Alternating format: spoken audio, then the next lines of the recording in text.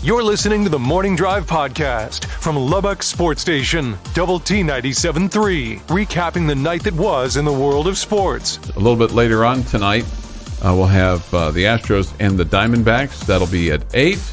And then the Rangers playing at Seattle tonight. And also bringing some humor to your day. Was it pretty big? Yeah, I mean, it's impressive. Yeah. Was it fascinating? I thought it was fascinating. It kind of smelled, but I mean. Hear the show live weekday mornings at 6 on Double T 97.3 or on the Double T 97.3 mobile app. Nice to have you with us with Jamie Lent and Jeff McGuire. I'm Chuck Heinz. Take thoughts, comments, Yates Flooring Center chat line. Go to the Double T 97.3 mobile app. It's presented by Happy State Bank. Benchmark Hotline is open as well. High School Fan Zone tonight at 7 o'clock on 100.7 The Score. Coaches from Monterey and Lubbock High, both in to talk about their final week of football and also basically to talk about their big game this week, which will feature themselves playing against each other. So that's fun. No, that's not right. That's not fun. That's not fun. So that's not right. It's not right. Yeah, sorry. Lubbock High. It would have been super fun. I'm just so used to the Spurs game and Lubbock High and Monterey playing the last game of the season, but that's Lubbock High plays Ryder, and Monterey is in action as they will take on Friday night Amarillo at Lowry Field. Okay, that's a 7 o'clock kick, and for Lubbock High they play Friday as well at home. So that's that doesn't seem right. Well, I'm looking at the schedule. You know, usually it's spot on right, and of course it's not. Can't. So it must be an afternoon game for one of those schools. I'll research. Old 4 o'clock, 8 o'clock. Yeah, the old 4 o'clock, 8 o'clock. If both of them are playing at Lowry, they cannot obviously play at the same time. They can't start at the 50-yard line. Hey, Lubbock High, you go this way. You go this way. And Monterey, hey, you go this way. Man, that would be thrilling. That would have two games going on at the same time on the same field. Yeah, that would be amazing, wouldn't it? There was actually a game this past week that featured teams going in just one direction. This was a Division III football game that played with just one goalpost. A groundskeeper, unfortunately for him, ran over one of the goalposts with a tractor. He hit the base of wasn't paying attention. I don't know if he was on his phone or not, but he hit the bottom of the goalpost, and it looked like he just barely hit it, but of course I'm sure it was a pretty good thud, and the thing just crumpled.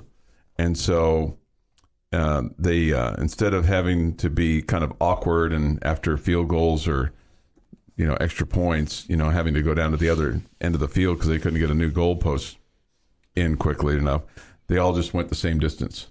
They all just went the same way, whole game, same direction. Yeah, the same direction. Yeah, same direction, the whole time. Mm-hmm. So. But you could still return like a scoop and score. Yeah. Because you don't need a goalpost for that. No, you do not need a goalpost for a scoop and score. That's interesting. I don't know how they would have done that, but yeah, you're right.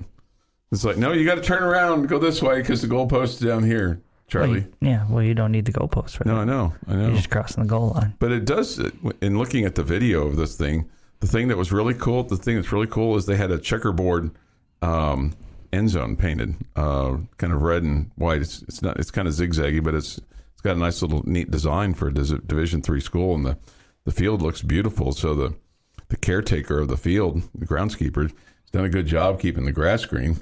That's cool. You just got to keep your eyes on what you're doing and not hit the goalposts. Keep your eyes on the prize, Joe. Hamden, Sydney is where this was in Gulliford, North Carolina. Gulliford. Yeah. Did you have a bunch of trick-or-treaters last night come to your house? I think we got to 16. 16, okay. Which is like triple of last year. So. Okay. So you have some treats left over then? Mm-hmm. Okay. What did you guys hand out? Candy. Okay. Any particular kind of candy? I mean, little Snickers, little peanut M&Ms, nice. Little Kit Kats, little any Twix. crackles in there? No. No crackles. Okay. Okay. Jeff, did you have any trick-or-treaters at your place? Nope. Nope. So you've got candy left over? Nope. Nope, you didn't buy any? Didn't buy any. Okay, gotcha.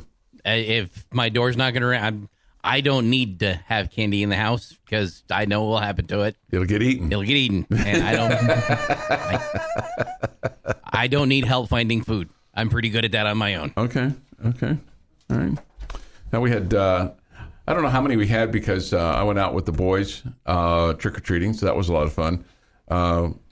Grandma told me to make sure that I stayed in the back, that I didn't offer any help, that she wanted me to stay in my lane. So I had that in my, had a game plan going into the trick-or-treating. Did you follow those directions? I did. I was pretty good about that. If we asked the kids, would they agree that you followed those directions? Yeah, I think so. Okay. I think really it's the bigger kids that you should ask. Daughter number 1 and my son-in-law. I think I pretty much stayed in my lane for the most part. As good as I can stay in my lane, I did. Didn't offer any kind of help or suggestions. I pretty much knew my role. Which sometimes it's good. Just I can't tell you I didn't say anything because that would be lying to you. And you knew if I said to you I was just basically a wooden Indian, you would be like, no, we know better than that. Yeah. We know better than that. Wooden Indians don't talk. Right. Mm-hmm. I'm not of that variety. 6:21 this morning here on the Morning Drive. So if you have any interesting trick-or-treaters, or if you had tricks more so than treats, the smashing of pumpkins on a Monday night I don't think is as popular as maybe on a Saturday or a Sunday night. I think people are smarter with their pumpkins now. They leave them inside so that they don't get smashed. I didn't see any pumpkin guts on the highways and byways on my way to work this morning. That's good. Yeah. That's good. We left ours out. Did you? Yeah. I don't know if they got smashed last night or not. I thought you guys weren't doing a pumpkin. Or just we didn't cut into one. Oh, you just had it out. We just had pumpkins. Decorative pumpkins. Decorative pumpkins. Mm-hmm. Oh, nice. Very nice. Here's Coach Joey McGuire. He was asked yesterday, basically, takeaways from the Baylor loss. Move on, but the biggest thing is getting beat up front. I thought we did a really good job again with their wide zone. They adjusted, went to their pin and pull. I thought we didn't adjust quick enough in the first half. The second half did a much better job in the run game. But you go back, for it to be 24-17 and then us, if we come down with the ball in the end zone, 31-24, and again, having 5 turnovers. At that point, I guess it was 4 turnovers. Says a lot about our guys, of how hard they're playing. I felt different whenever I came in here on Saturday night and then watching the film, the last couple of drives, they were still playing hard. You're not going to win games turning the ball over. No matter if the defense is playing good or they're not playing good, it's still, you're not going to win games. Yeah, we know that, right? Does it feel like to you that he's been more bothered by this game than this loss than any other? Yes. Mm-hmm. Yeah. Yeah. So, we kind of all wondered and asked the question, and I think this is totally expected, if that game meant more to him than the others. And, because of who he was coaching against. Sure, and where he had been the past 5 years. And so he probably, I don't want to say he was embarrassed by it, but I think it stung a little bit to have his team kind of lay an egg against those guys. Mm-hmm. Yeah. No, I think that's fair. It's probably human nature too, right? I think it's totally expected. Yeah. And I don't think it's bad blood that made him want to win that game. Oh, no, I don't think that at all. I do not think that at all. Mm-mm. Yeah. I think it's more just, pride and, just. Those are people that you want to show out for, and you want to be impressed with you, and and you just weren't impressive. No, there wasn't. You got bullied. Yeah.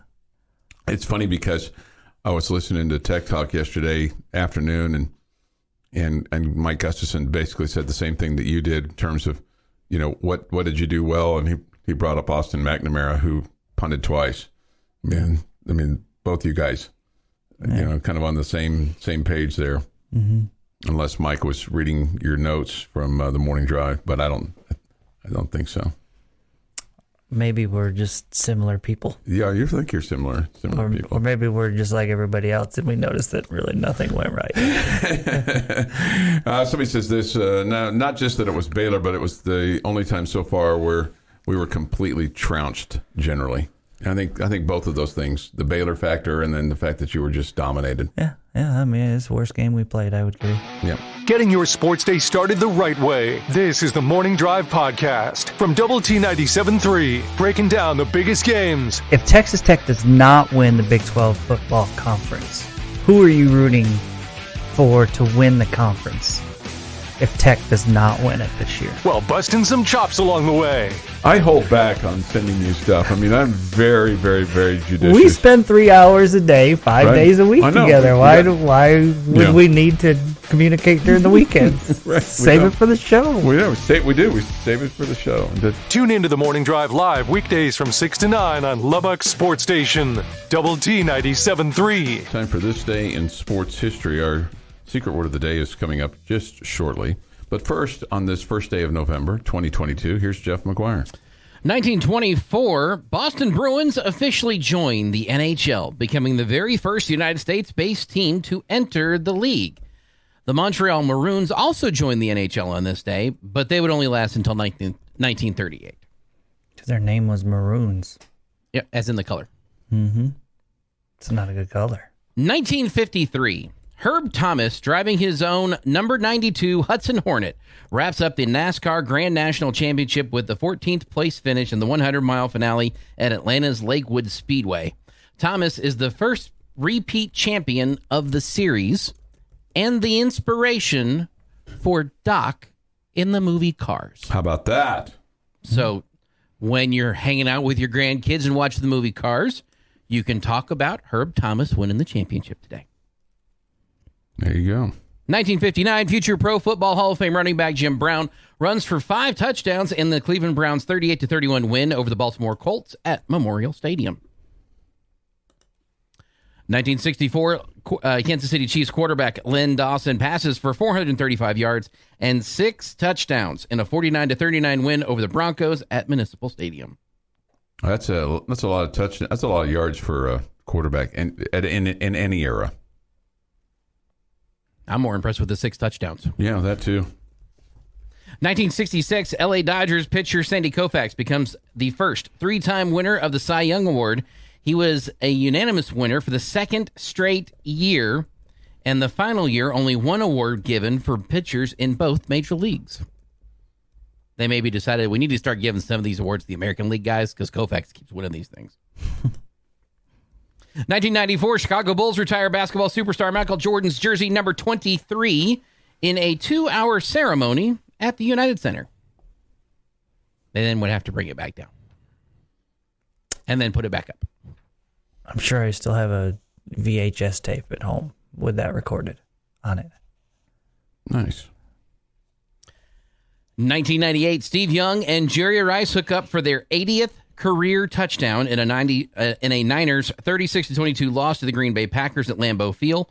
They eclipsed the previous NFL mark held by a Miami Dolphins tandem Dan Marino and Mark Clayton.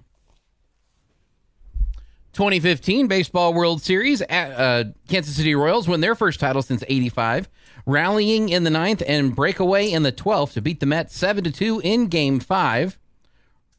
Salvador Perez was your MVP. 2017, Houston Astros win their first ever title, beating the Dodgers 5-1 in Game 7 at Dodger Stadium. Astros outfielder George Springer III is your MVP. With it being the first of the month, we got some monthly duties to take care of here. Okay, I knew you would. National Fun with Fondue, Georgia Pecan, Peanut Butter Lovers, Pepper, Stuffing, and Raisin Bread Month. I am a big fan of raisin bread. It's also... There was something in there. Peanut butter? Yes, peanut butter. Yeah, I'll take the peanut butter as my first one there. And I don't believe there is such thing as fun with fondue. I'm with Jamie. It also being the first week of November, it's National Fig Week. Now through the 7th. Do you like the Fig Newton? I like Fig Newtons, yes. I don't know that I've ever actually just had a fig. Jamie, Fig Newtons, plus minus? I can eat one and say, hey, that was all right. That's okay. That was good. But I don't want another one. Yeah, I'm kind of with you on that. Yeah. And every time I eat one, I'm like, yeah, that was good. But I'm not having a strong desire to eat another one. I don't want to eat a whole sleeve. I don't want to eat a second one. Thin Mints. Right. Thin Mints, those are a whole sleeve cookie. Sure. Chocolate chip cookies, those are a whole sleeve cookie. Mm-hmm. Fig Newtons, a couple here and there. It's National Bison Day and National Pâté Day. I'm out on both of those. Bison's pretty deep. It's pretty tasty, especially in a burger form. I just prefer I like the bisons out at Kitty Yeah. I mean, I've never cooked any of them up, but I think they're pretty cool. Happy birthday to Jenny McCarthy, who's 50, and Fernando Valenzuela is 62. And on this day in 1765, in the face of widespread opposition in the American colonies, Parliament enacts the Stamp Act, a taxation measure designed to raise revenue for the British military operations in America, specifically like the French and Indian War. It did not go over well, and it was what led to partially no taxation without representation. And that is this day in sports history. All right, time for our secret word of the day here at 6:51. We're right on target. Your chance to win $10,000 from Double T 97.3 and the Home Zone as we give you a local contest that you can win right here. All you have to do is go to doublet97.3.com, enter this word. You could become qualified to have your name drawn out of the hopper on November the 18th. So that is coming up quickly. Seminoles is the name at 6:45. Go to doublet97.3.com and enter Seminoles, Seminoles. Seminoles is the word here at 6:45. It's brought to you by the Home Zone, making your house a home. We'll give you $10,000 if we draw your name out of the hat. We'll write you a check, shake the right hand of on highest, get a picture taken, and then go to your bank. Quickly. Go to your bank quickly. Hey, here's one last little thing from this day in history. On this day in 1947, you take a wild guess what happened? Somebody cleaned up pumpkins off the street. Probably did. 75 years ago today, in 1947. Come on, Jeff, you can get this. Nope. The very second radio station signed on in this city. You know it as part of 100.7 The Score, which is also heard on AM 950. The call letters then were known as KSEL. And it signed on 75 years ago this morning. How about that? How about it? Happy birthday, AM 950. Yeah, there you go. All right. 6:52 this morning here on the Morning Drive. Juan says this. Hey, JL, I figured out yesterday that I work on the same campus as your wife. She is a very nice lady. Juan. I agree, she is. Yeah. Yeah, well, tell her I said hi when you see her. I think our schedule today will cross paths for about an hour. Okay. Yeah, that's about all we'll see of each other. So Juan will probably see her more than I will. She says that's probably an truth, hour longer than I need. Well, the truth be told, it'll be watching the 15-year-old play basketball, so I really won't be in a talking mood at that point anyways. I'll be focused. Do you take copious notes so that you can go over the 15-year-old's performance when you're done? I have an app. I keep stats on the app. Yeah. So that's really cool. I can right afterwards send it right to her. Oh, nice. Send to anybody else in the family who wants to know how she's doing. What stats do you keep? Do you keep rebounds? You keep everything? Everything? I mean, everything. Okay. Shots made, missed. Free throws made, missed. 3-pointers made, missed. Assists, turnovers, rebounds, steals. Man, Eye rolls.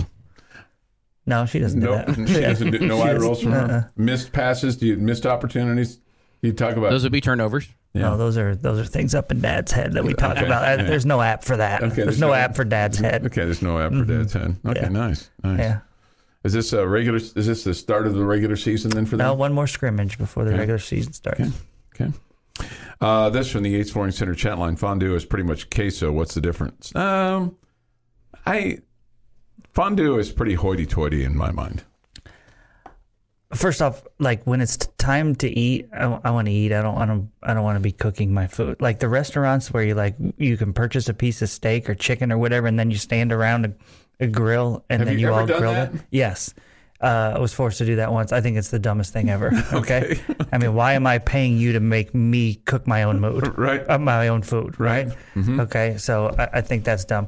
I also am a little bit grossed out by I'm going to keep sticking food where other people are sticking their food and all that. I'm a little bit with that. Okay. So, and also why am I continuously getting little niblets? Okay. Could I just get my piece of meat? Okay. Okay, eat one little niblet, then go back and cook another niblet. Okay, I don't get it. And usually with fondue, you got people around. There's a whole lot of talking going on. I'm just trying to eat. Do you want to undo the fondue anytime you're around it? Correct. Correct. I'm going to let you enjoy the fondue. I'm going to go over here and look at my app. Your morning dose of coffee and sports. This is the Morning Drive Podcast from Double T 97.3. Catch the show live weekdays from 6 to 9 on Double T 97.3 FM or on the Double T 97.3 mobile app. Nice to have you with us this morning on Lubbock Sports Station, Double T 97.3 and Double T 97.3.com. A couple of suggestions for me. If you would get the Red Zone, you get to watch the best parts of all the games. I don't care for the Red Zone. I like watching the game to be able to get the full exposure of it. Have you ever had the Red Zone? No. I bet if you had it, you would end up liking it. No. Mm-hmm. I think I've seen a little bit of it. I've never had it either, but I just bet you would like it. This streaming service, you are in control. Watch the game you want. Mm-hmm. I don't know about that. I don't necessarily know how that works. Maybe I need to get the lucky lady on that. Although having her help me to be able to watch more football, I don't think is necessarily in her DNA. Although she did suggest last night, "Hey, do you want to watch the Monday night game?" I'm like, yeah, I think I do. So watch that after the trick or treating last night. 7:16 this morning here on the Morning Drive. Some in our neighborhood did really good jobs of decorating their homes for Halloween. That's cool. The fake smoke and some really nicely carved pumpkins and just Halloween decor. They really got into the spirit of it. So some did. I mean, it wasn't every house. We spent about an hour trick or treating last night, so it was fun just to walk around the neighborhood. It was a very pleasant evening. It was a very nice weather, so kids didn't have to, have their costumes covered up by coats or things like that. So that was nice. Mm-hmm. So the youngest, he was Spider-Man. So he was, he's been in his costume quite a bit. He didn't. It's good. Was he climbing up the walls? Did he show off any of those skills? He did not show any of those skills off, though he's got some of those skills. He's a bit of a climber right now. So that's cool. Yeah, it's cool. He's good. It's a healthy thing for the young boys. That's right. Okay, Texas Tech football. Get a couple things here from Coach McGuire and then get Jamie's thoughts on things. First of all, he talked about what they're going to work on this week specifically. Biggest thing is, I told him yesterday when we practiced yesterday and we're going through corrections is, we've got to do a better job of taking the ball away on defense. It's partly our fault. If it's going to be that kind of game, then we got to be more. We've got to take the ball away more, and then we've got to protect the ball. We've got to be smart in what we do, and part of that is play calling, protecting the quarterback, and then them getting the ball out on time. First interception, we were late. If we throw it whenever he's open, then it's probably a touchdown or a big play. Down inside the 5, and we were late with the ball. And one thing that I think when you look at teams, especially like last night in the Monday night game, and I realize we're talking about professionals versus, college players, but we've also seen this in the college game too. There are some defensive guys that just they give that extra last little bit of an effort to strip the ball away or punch the ball out, or just the presence of mind as somebody's going by them to stick their arm out just to try to knock the football away. And we just haven't gotten to that level yet defensively. Yeah. I think we've talked about this a little bit before, where I think part of it's luck and then part of it's just making sure that everybody's getting to the ball as much as possible. So when the ball does come out, you have as many people around the ball as you possibly can. And then I think it's the physicality of it, and it's something that can be coached a little bit as well, as far as when you're tackling and you've secured that tackle, try to reach an arm in there, try to poke it out. Somebody else has hold of the ball carrier. Don't come to just pile on, aim for that football. And sure. All those kind of things. So, I'm not going to act like it's all luck. And so it is probably something that needs to be coached. That's not to say that I didn't think the last coaching staff, was wanting the same thing. Sure. Right? I think they all do. Every coach in America comes to a new program and is like, we're going to force turnovers. That's what we're going to do. Okay? And, that's what everybody wants to do, right? Yeah. It's just a whole different deal than just saying we're going to do it. I just think that, and part of this is because, the television cameras are better and the angles are better in all of these games. But it just seems like a lot of these turnovers are created because the defensive player either A, is able to come in and assist because somebody else has the ball carrier or the receiver wrapped up, or B, just always has it in their mind that no matter who has the ball, they're going to try to take it from them. And I just think there's an extra effort, a sixth sense, just a extra emphasis in that individual mind that says, I'm going to have a little pirate mentality here. You have it. I'm going to take it from you. And again, I'm not saying our guys don't have it. I'm just saying what I've seen, the more that you emphasize turnovers, then the more that you see, like in the Monday night game last night, there were a couple of them that were created just because the defensive player had the presence of mind either to strip the ball as the guy was going by or try to knock it out or just try to dislodge it. And obviously the running backs and the receivers or the quarterbacks are doing all they can to either switch hands or put two hands on it or, try to keep it as close to their body as they can. Just seems like that it's close, but it's not quite there yet. But population is what Coach DeRuiter always talks about, getting more population around the ball so that when it does squirt loose, that you have more of your guys around than the others. So Coach McGuire was asked, well, how do you fix the turning the ball over situation? But the biggest thing is, why is it happening? And so you got to do a lot of film study, and the guys have got to be willing to make sure they're taking the time, coming in one-on-one, especially at the quarterback position. And so why did this happen? Why were you late? What did you see on this ball? Some of that stuff like that. And then there's sometimes that you are on time, but they've called a really good defense into it, and they are sitting on a play, and bad things happen. But a lot of it's just film study, and getting the ball out on time is one of the biggest things. Because, I have to go back. I can't think off the top of my head, but I have to go back of each one. Should the ball have gone there? Was that your second? What happened? Why didn't you go to your first look? There was a couple like that, a couple of guys that are open, and that's your first look. Throw it to them, And it did seem, going back to part of what you said yesterday and what you said already this morning about Morton appearing to be either puzzled or just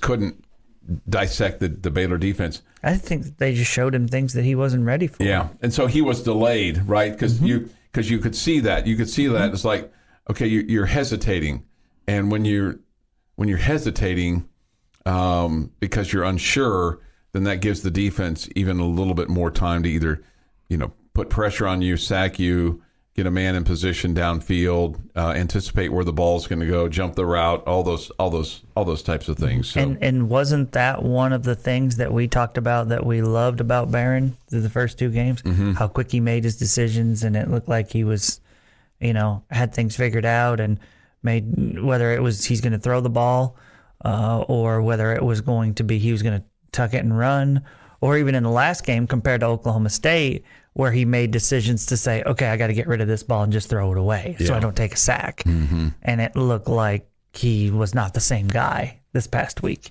And again, I don't think he changed.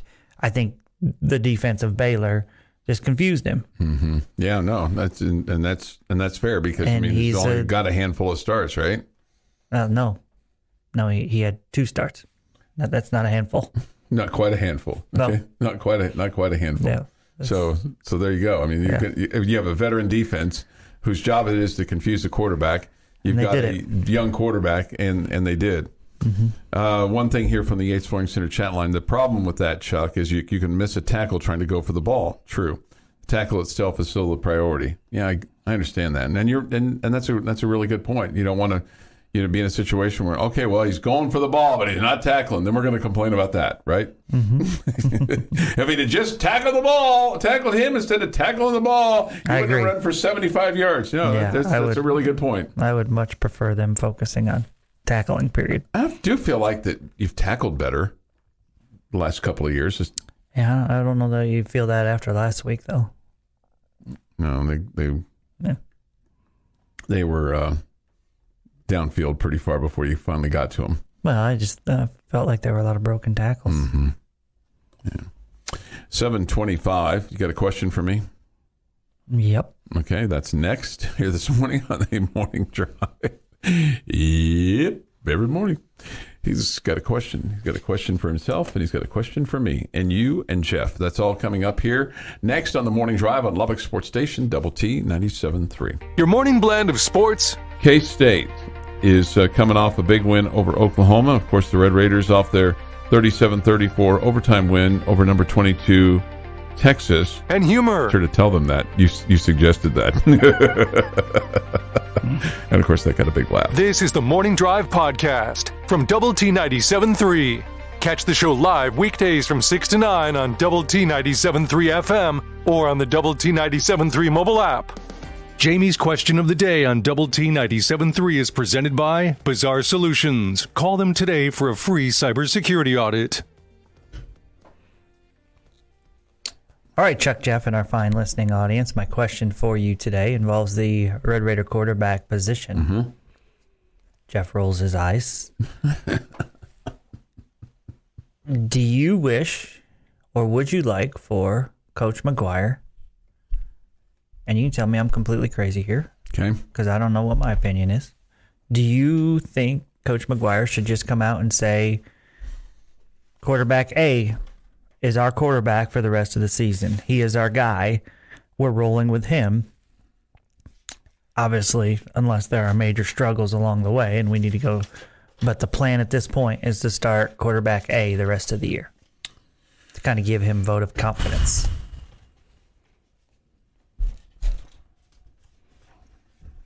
There's a large part of me that says, yes, that's what I would like to do.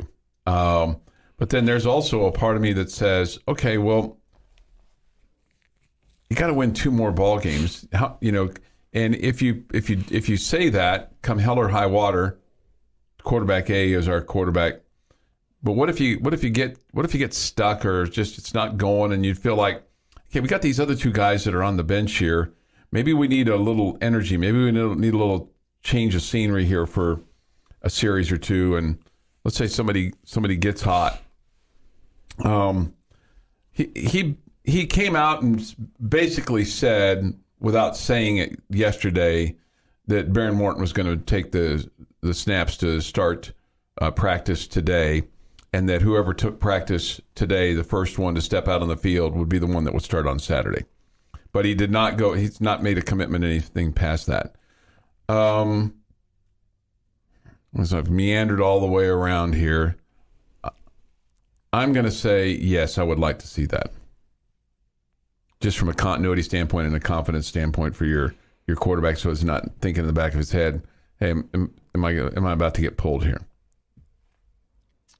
My eye roll was more in relation to the general question than your specific version of it, Jamie, because actions speak louder than words. When Tyler Shuck didn't start the second half, he said that. Baron Morton's your starting quarterback for the remainder of the season, unless things go completely sideways in a game, and then we'll reevaluate. I don't care what he says. I'm tired of the question. I'm tired of people needing to know the answer to this question. Very similar to the previous head coach when asked about injuries. Let me give you the answer for that coach. Every player in the history of Texas Tech sports that still has eligibility left is day-to-day. The answer didn't change. Can we please move on to the next question and stop trying to figure out a way to get a question answered that you're not going to get the answer to? I was across Actions speak louder than words. I was across the aisle yesterday when Jeff was in his usual spot and I was in my usual spot, opposite of each other. And when the question was asked about Tyler Shuck yesterday, I was like, oh my God, I could hear his eyes rolling. Jeff is assuming we want the question answered for the fans. Okay? Mm-hmm. I'm not wanting the question answered for the fans. I'm wanting the question answered for the quarterback. Okay? I think there's something to be said for a guy knowing I'm the guy. Mm-hmm. And a guy knowing that the coaching staff and everybody around him is in support of him and that we're moving forward. And, I mean, you've talked about this in preseason where you're like, hey, the team, you got to tell the team. The team's got to know. We got to know who it is, blah, blah, blah, blah. And I've kind of, said, they figure it out. They know. They get it, right? Mm-hmm. If you are spending all of this time trying to make everybody happy with things that you're saying to the media, and you're not coming in support of one guy, okay, who we all think, the three of us, I believe, think should be Baron Morton, okay? Mm-hmm. Are you not showing the support for him that you should be? Instead, you're trying to please everybody. Somebody asked me a question yesterday or said something to me yesterday, and I hadn't really thought about it much, but the question was asked to me, well, what if Tyler did start a game the rest of the year or did give you the idea that it's a wide open job for next year with Baron Morton and Tyler Shuck? Because Tyler has another year of eligibility, mm-hmm. right? What if it was thought that that's a wide open job? Okay, and maybe it will be. I mean, that you would assume that's what our coaches are going to tell us. And what if Baron Morton's like, you know what? There are lots of places where I can go and be the starter. How would you feel about that? I wouldn't like that. Because we've all said Baron's the future. Mm-hmm. Baron's the future. I feel like we're spending a lot of time trying to make all three guys feel good. And maybe we haven't focused enough on making the real dude feel good. Yeah, and somebody brings this up, and I wonder if this hasn't been done behind closed doors. They say, do we know if the question is not answered for the quarterback? I mean, have they said this behind the scenes? Hey, Baron's our guy here. I mean, that's a fair question. I don't know the answer to that. I don't know the answer to that question. So you tell Baron, hey, you're the guy, we're with you, but we're going to tell the media something completely different every week. Wouldn't be the first time that's happened. No, I know, but that's what you're saying to Baron? I mean, doesn't he want that support? Publicly? You would think. It'd only be human nature, right? Right. One thing I really feel like, though, the answers with regards to the quarterback situation from the coaching staff are more of a sleight of hand gimmick right now, because we keep asking about it as opposed to asking about how they're going to fix the offensive line, as opposed to asking how we're going to look at the other talk about how they're going to fix the offensive line a little bit. It took 6 sacks. You can't fix it. No, you can't. You got to recruit better. It can't be fixed. And I don't disagree with you, but it's the everybody pay attention to the quarterback because it's the bright, shiny object as opposed to other problems that we've got on the field because we keep having to talk about the quarterback because we're not picking a quarterback. And, oh, my God, it's a quarterback and a quarterback. Man. He's a little irritated by all this, isn't he? I walked in this morning. I walked by his booth. I said, "Morning, Jeff." And I got like 5 steps past before I heard anything. I was like, going to be one of those days. Mm-hmm. And now, I mean, with the eye roll, I've struck a nerve. I apologize, Jeff. You should have told me that you were so angered about the quarterback talk. I'm frustrated because we have the answer. When Tyler Shuck didn't start the second half of that game, when we were all probably looking for it, this would be the time to make the change. Baron Morton still went out there. I really thought we were going to see that in the start of the third quarter. And I would have been okay with it, too. And the second drive and the third drive, when you didn't see a new quarterback, we know who the starting quarterback is. But we have to keep asking because the coach hasn't said it.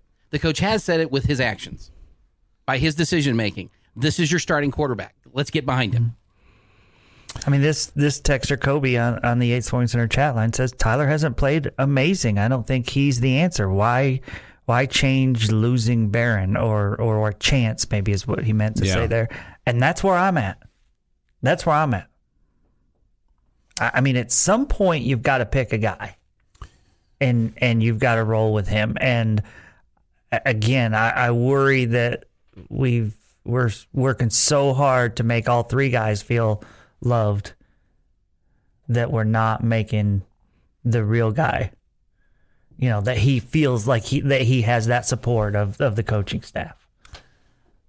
This from the Yates Flooring Center chat line. I'm with Jeff here, Team Jeff, with 3 exclamation points. Mm-hmm. There's 2 of us. Yeah.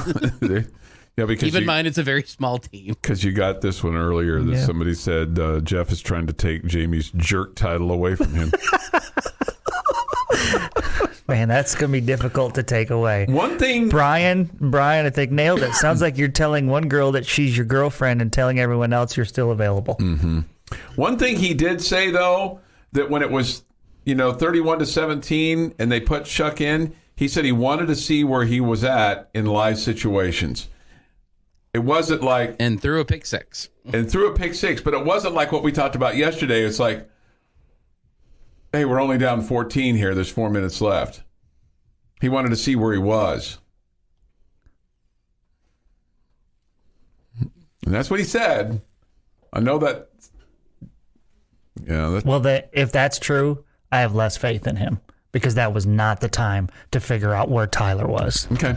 You're tuned in to the Morning Drive podcast from Double T 97.3, recapping the night that was in the world of sports. That's not to say that they don't respect the run game that you have, but you're talking about one quarterback leading the conference in passing so far this year.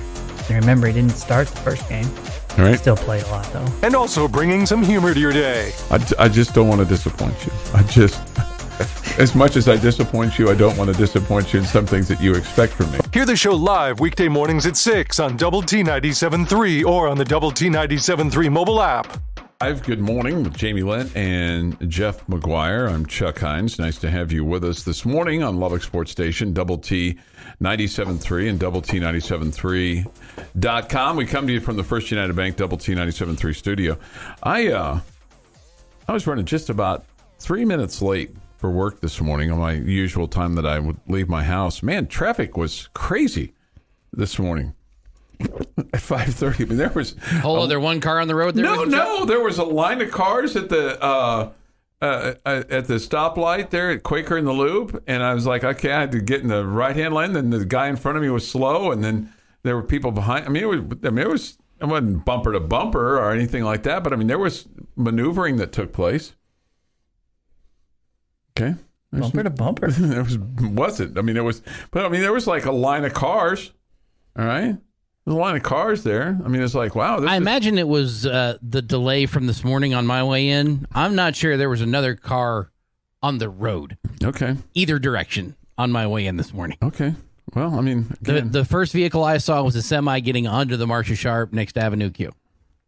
That was the first other vehicle I saw. Wow, it was just heavier traffic this morning. So Sorry. Maybe people getting there early and getting after it, or either that or it was people coming home from the Halloween parties. But I don't think there were that many on a Monday night. I wouldn't guess. Yeah, I wouldn't guess some people tying one on a Monday night. Having tying one on a Monday night. Oh, there was a time. But any day that ended in Y, we were good. We didn't need a reason, just a place. Where did that term come from? What, tying one on? Mm-hmm. I don't know, but I mean it's pretty common. Oh, I've heard it before. Yeah, tying one on. I'm going to tie one on tonight. Yeah, I don't know. I don't know where that came from. I do not know. Mm-hmm. No Cowboys. Sometimes the origins of things like that are decently entertaining. Yeah. The first time it was because of the King of England. Sure. You know, he used to tell his court jester to, tie beer cans to his necklace or something. I don't know. It's so funny you bring up the King of England, because I was reading something. I stumbled on something this morning, and then I started reading, and then it looked like it was going to be a longer read than what I wanted it to be. But it was talking about. Did it have pictures? I think there were a couple of pictures, but it was just a little bit longer than I wanted it. And I will guarantee you, when I tell you this, Jeff will be able to expand on it. Okay, so it was talking about the reason why the width of the railroad rails are what they are, and why they're not wider. And it goes back to England, and then it goes back to the making of wagons, and the support of the axle would only go that far across before they would break. And so when the same company that made the wagons was making the railroad tracks, and then it stayed that same width. Have you heard this before, Jeff? Yes. See, I told you he would know. And oddly enough, in the U.S., going back to the Civil War, the reason that the train tracks are the same length in the U.S. because the southern states had a different gauge than the northern states did. When the northern states were pushing forward, they were redoing the gauges so that it matched their trains. See, I told you he would know this. That's awesome. And then it became the universal standard for the U.S. And not every country follows the same tracks. Most of them do, but there's some that are outliers. I think Russia is a little wider. The more you know. Wow. I'm impressed with both of you. Okay. I am. See, this isn't kind of walking around knowledge that I don't carry. I know, but this is the kind of tidbitty stuff that we look for to be able to have extended conversations with folks, or to be able to say, hey, did you know? Or if somebody says, did you know this? Then Jeff can chime right in and add some depth to it. Okay, and look at this one off the Yates Flooring Center chat line. It is thought that its original origin, and this is back to tying one on, that its origin dates back to the Wild West in the 1800s, where a cowboy would have to tie up his horse to a hitching post before he could go into the saloon and get slobber knockered. There you go. Okay. I'm going to go. I got to tie him on. I got to tie one on. Yeah. Tie on my horse. Okay. All right. No Dallas Cowboys this week. They're idle, right? They've got their bye week. And I got to tell you, I think this team is better than we thought it was going to be. And it's because of the defense. But, I mean, if you'd have told me coming at this offense, though, pretty well clicking no doubt. Sunday, Yeah, it did. points. Right, yeah. I mean, Dak looked really good early, okay? And, the 4 straight possessions that they scored on. But, I mean, you go back to week 1 when they lost to Tampa Bay 19-3. Boy, Tampa looks like a completely different team, right? They look old. They look slow. They look lost. And the Cowboys feel like that they're kind of gaining some momentum. I mean, they win a ball game 49-29 without Zeke. Not that Zeke has been all that and everything, but I think he's been better this year. Mm-hmm. And, coming up, your next game is at Green Bay, and you got a bye week, and Green Bay has not been good. Reeling. I agree with everything you're saying. I think the defense has really performed better than I thought they were, and that's been fun to see. I think the offense with Dak back, we'll see them be a little bit better than they have been. I thought Rush did a great job just kind of steering it in the right direction. I think this team definitely has a chance to be better than I thought as far as their record goes. And I'm going to tell you all that, and yes, there is a but. Of their wins this year, how many of those teams do you think are going to make the playoffs? I think the Giants will make the playoffs. The Rams will make the playoffs. Morning Drive. Philadelphia will make the playoffs, but you lost to them. So, 1, 2. You think the Rams are going to make the playoffs? Yeah, I think eventually they'll make the playoffs. Eventually? They're not going to make it today? No, not today. I think at the end of the day they'll make it. Yeah, I have questions about the Rams. I think the Giants probably are a playoff team. And Philly's a playoff team. I mean, but you lost to them. Right, you lost to them. Mm-hmm. So far, 1, 2, maybe 3. 3? Yeah, I'm going to say Cincinnati, the Giants, and the Rams. Yeah, I don't know about Cincinnati. I mean, they got work to do. Yeah. Did you see that game last night? I did. Yeah. They got work. Like I said, they got work to do. Uh-huh. So I'm going to go with 1.5. What you're saying is fair, but then look at the second half of the season, so to speak. That's fine. They're going to make the playoffs, and I think they're a better team than I thought, and so maybe that, and to me the NFC is a little bit weaker this year than it has been in years past. That being said, you have 3 teams that I think are pretty good in the East, with the Eagles, the Cowboys, and the Giants. So it's not like they have like a complete patsy schedule. Right? No. Right? But, I mean, there's not a lot there in the second half that scares me. Minnesota's a good team. Sure. Obviously, you got to play New York again, and you got to play Philadelphia again. And Tennessee, that's decent. Tennessee's probably a playoff team. I think you have the potential to have a very shiny little record there, Chuck. Mm-hmm. It's just a matter of, are you good enough to beat the best teams in the NFC when it comes to the postseason? I think the odds of you getting to the second round a lot higher than I would have thought of before the season started. I just still don't think they're an elite NFC team yet, but I've been impressed so far. It's hard not to be. Well, I'll just especially when you lost your quarterback and you really didn't, and you really didn't miss a beat. And really, last week I think he looked like he looked like a much better quarterback. It looked like the guy you started the season with, as opposed to the week before when he was just rusty and getting back. But I do feel like they can get to the second round, maybe even a little bit beyond that. Might be able to win 2 games. You've been listening to the Morning Drive podcast from Double T 97.3. For more from Lubbock Sports Station, go to doublet973.com.